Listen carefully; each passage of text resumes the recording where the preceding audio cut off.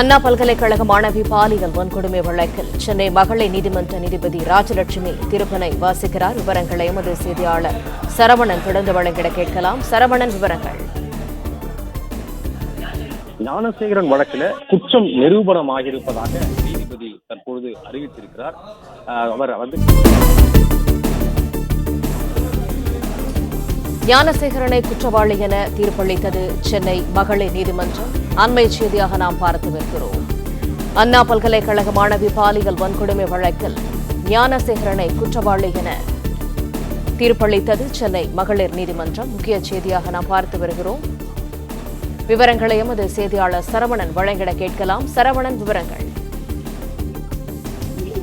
அண்ணா பல்கலைக்கழக வழக்குல ஞானசேகரன் குற்றவாளி என்று சென்னை மகிழா நீதிமன்றம் தற்பொழுது அறிவித்திருக்கிறது. இந்த வழக்கினுடைய தீர்ப்பு வாசிக்கப்பட்டு வந்த நிலையில் நீதிபதி ராஜலட்சுமி இந்த தீர்ப்பை வாசித்து வந்த நிலையில் 11 சட்ட பிரிவுகளின் கீழ் இந்த குற்றம் நிரூபணமாகி இருக்கிறது என்று நீதிபதி அறிவித்து ஞானசேகரன் குற்றவாளி என்று தற்பொழுது அறிவித்திருக்கிறார். இந்த பாரதிய நியாய சங்கீதா என்ற இந்த சட்டப்பிரிவுல வழக்குகள் பதிவு செய்யப்பட்டது. அதாவது குற்றம் புரிய வேண்டும் என்ற எண்ணத்துடன் அத்துமீறி நுழைவது 329 BNS என்ற சட்டப்பிரிவிலும் 126(2) சட்டவிரோதமாக ஒருவரை தடுத்து அடைத்து வைத்திருக்கிறது என்ற சட்டப்பிரிவிலும், ஒரு பெண்ணை கடத்துவது சட்டப்பிரிவு 87, 127(2) யாரேனும் ஒருவரை தவறாக சிறைபிடித்து வைத்திருப்பது, அதே போன்று 75(2) இது வந்து பாலியல் வன்கொடுமை வழக்கு.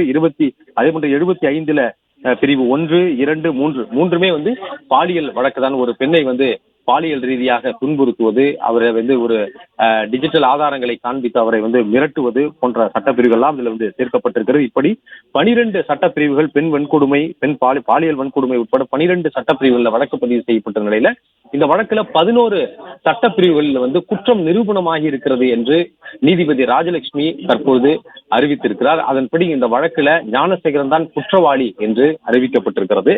தண்டனை விவரங்கள் என்ன என்பது குறித்து சிறிது நேரத்துல அறிவிக்கப்படும். நீதிபதி முழுமையான தீர்ப்பு விவரங்களை வந்து வாசித்துவிட்டு இந்த தண்டனை குறித்த விவரங்கள் வந்து வாசிப்பதற்கான வாய்ப்புகள் அடுத்து இருக்கிறது. இந்த வழக்கை பொறுத்தளவுல கடந்த ஒரு 5 மாதத்திற்குள் இந்த வழக்கை வந்து தீவிரமாக விசாரித்திருக்கிறார்கள். டிசம்பர் 23 அண்ணா பல்கலைக்கழகத்துல பாலியல் வன்கொடுமை செய்யப்பட்டது தொடர்பாக அந்த மாணவி ஒருவர் கூட்டுப்புறம் காவல் நிலையத்தில் புகார் அளித்தார்.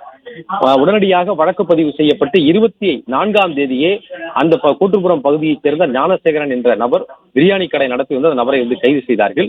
வழக்கினுடைய விசாரணையில இவர் பல்வேறு குற்றச் செயல்களில் தொடர்புடையவர் என்று காவல்துறை வந்து தெரிவித்திருந்தது. 15க்கும் மேற்பட்ட வழக்குகளில் தொடர்புடைய குற்றவாளி என்று தெரிவித்திருந்தது. சம்பவம் நடந்த அன்று 23 இரவு அந்த அண்ணா பல்கலைக்கழகத்திற்குள்ளே வளாகத்திற்குள் உள்ளே சென்று தனது ஒரு ஆண் நண்பரிடம் பேசிக் கொண்டிருந்த அந்த பாதிக்கப்பட்ட மாணவியை இந்த நபர் தனது செல்போனால் வந்து படம் பிடித்ததாகவும், அங்கிருந்து அந்த மாணவியினுடைய ஆண் நண்பரை வந்து அடித்து மிரட்டி துரத்தி விட்டு அந்த மாணவியை மட்டும் துன்புறுத்தியதும், பாலியல் ரீதியாக துன்புறுத்தியதும், அங்கிருந்து அந்த வளாகத்திலேயே மற்றொரு இடத்திற்கு யாரும் வந்து பொதுமக்கள் நடமாட்டம் இல்லாத அல்லது அந்த அண்ணா பல்கலைக்கழகத்தினுடைய ஊழியர்கள் நடமாட்டம் இல்லாத அந்த பகுதிக்கு அந்த மாணவியை மிரட்டி அழைத்து சென்று அவரை வந்து பாலியல் வன்கொடுமை, பாலியல் துன்புறுத்தல் செய்ததாக இந்த மாணவியினுடைய புகாரில் வந்து குறிப்பிடப்பட்டது.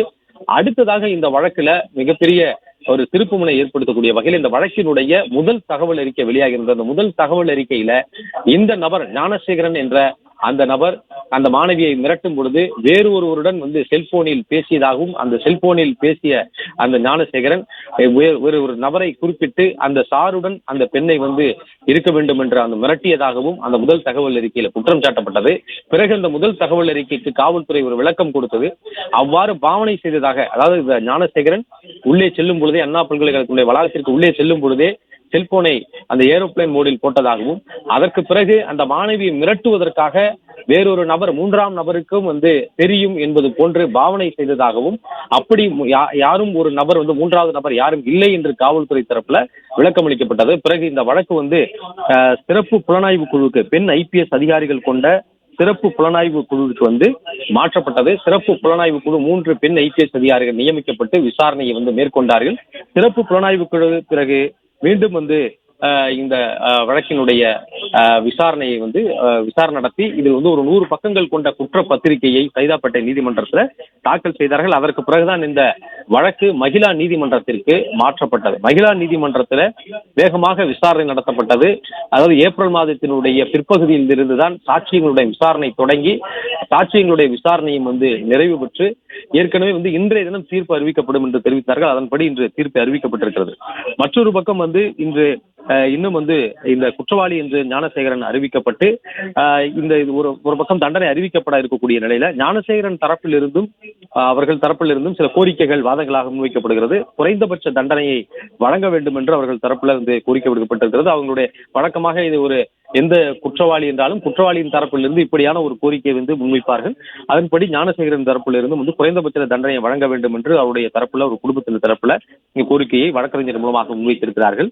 அதே வேளையில அரசு தரப்புல இந்த குற்றச்சாட்டில் கைதான இந்த ஞானசேகரனுக்கு அதிகபட்ச தண்டனை வழங்க வேண்டும் என்று அரசு தரப்புல வாதங்கள் முன்வைக்கப்பட்டிருக்கிறது.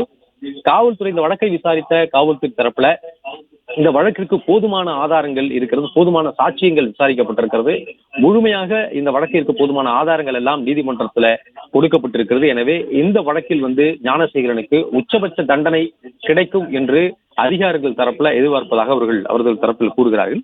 அதே வேளையில் ஞானசேகரன் தரப்புல குறைந்தபட்ச தண்டனை வழங்க வேண்டும் என்று ஒரு பக்கம் வாதம் முன்வைக்கப்படுகிறது. இந்த வழக்கை பொறுத்தளவுல 12 சட்ட பிரிவுகளின் கீழே வழக்கு பதிவு செய்யப்பட்டிருக்கிறது. பாலியல் வன்கொடுமை, பெண் வன்கொடுமை உள்ளிட்ட சட்ட பிரிவுகள், அதே போன்று ஒரு பெண்ணை சட்டவிரோதமாக அடைத்து வைத்தல், ஒரு பெண்ணை குற்றம் புரிய நோக்கத்துல அவரை சட்டவிரோதமாக சிறைபிடித்து வைத்தல் போன்ற சட்ட பிரிவுகள் பதியப்பட்டிருக்கிறது.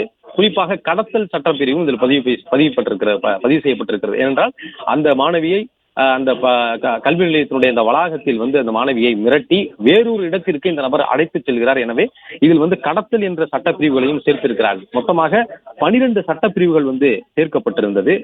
பாரதிய நியாய சங்கிதா என்ற சட்டப்பிரிவுல 329, 126 2, 87, 127 2, 75 என்ற அந்த பாலியல் வன்கொடுமைக்கான சட்டப்பிரிவுகள், அதே போன்று பாலியல் வன்கொடுமையிலேயே 3 உட்பிரிவுகள் கொண்ட சட்டம் 75 1, 70 2, 75 3 என்று இந்த பாலியல் வன்கொடுமை சட்டப்பிரிவுகள் சேர்க்கப்பட்டிருக்கிறது.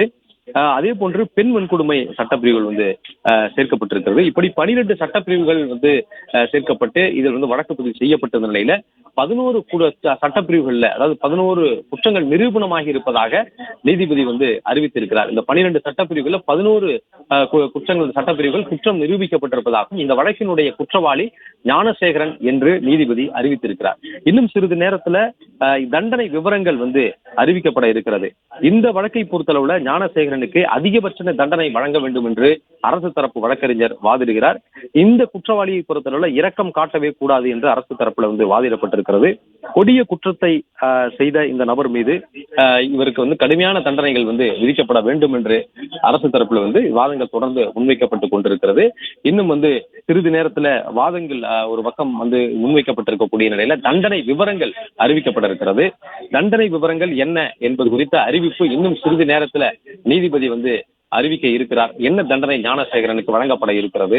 ஆயுள் தண்டனையா? ஆயுள் தண்டனையாக இருந்தால் எத்தனை ஆண்டுகளுக்கு அவருக்கு ஆயுள் தண்டனை வழங்க இருக்கிறார்கள்? அல்லது சாகும் வரை சிறையில் இருக்க வேண்டும் என்ற ஒரு தண்டனை அறிவிக்க இருக்கிறார்களா? அல்லது குறிப்பிட்ட ஆண்டுகள் சுட்டிக்காட்டி அதற்கு ஏற்ற வகையில ஒரு சட்டப்பிரிவுகளுக்கு ஏற்ற வகையில இந்த தண்டனைகள் அறிவிக்கப்பட இருக்கிறதா என்றெல்லாம் இன்னும் சிறிது நேரத்தில் தெரிய வந்துவிடும். இன்னும் நீதிபதி அதற்கான அந்த தண்டனை விவரங்களை அறிவிக்க இருக்கிறார். ஞானசேகரன் தான் குற்றவாளி என்று அறிவித்தாகிவிட்டது. அனைத்து குற்றச்சாட்டுகளிலும் 12 சட்டப்பிரிவுகளில் சேர்க்கப்பட்ட நிலையில் 11 சட்டப்பிரிவுகளில் குற்றம் நிரூபணமாகி இருக்கிறது என்று நீதிபதி அறிவித்திருக்கிறார்.